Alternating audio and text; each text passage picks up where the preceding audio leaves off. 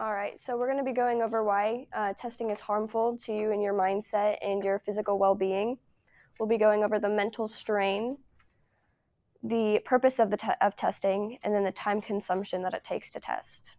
Starting with the mental strain, the reason why testing is important and impactful, it starts when you're in third grade.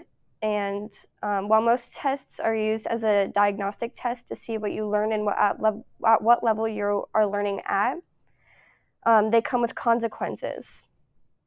Teachers and parents report that high-stake testing leads to higher levels of anxiety and lower confidence. Researchers explained in a 2005 study most young students experience anxiety, panic, irritability, and frustration, boredom, crying, headaches, and loss of sleep while testing before and while studying for a test, which causes students to lose the confidence in learning and the love of learning.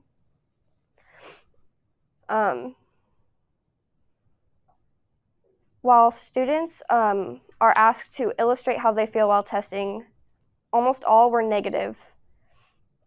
They explained that being extremely anxious and nervous about not having enough time to finish, not knowing the answers, the anxiety is caused by testing was shown to be carried into daily life, like poor sleep habits, poor eating habits, and poor health behaviors.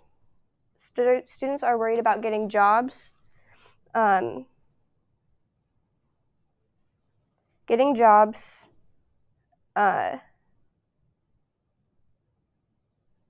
into a college. This stress can cause lasting consequences like increased anxiety, overconsumption of caffeine, smoking, unhealthy diet, lack of exercise, and lack of sleep.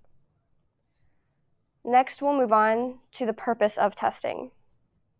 Teachers teach content and test on what they've been taught. Educators create tests to measure students' understanding and application of critical thinking skills. To those who support it as a way to hold schools accountable, and for taxpayers who fund the schools, or as means to improvise the curriculum for the future.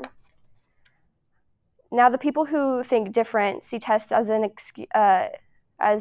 excessive. They claim that students under pressure to teach for the test limit the curriculum. Also, non-English speakers are at a disadvantage. The meaning of the word test comes from Latin, the 14th century practice of using fire to heat a small earthen pot called testum. Lastly, we'll move on to the time consumption. Staff writer believes testing should be banned for many reasons. Some include that it takes up too much of learning time. It's a long time to sit.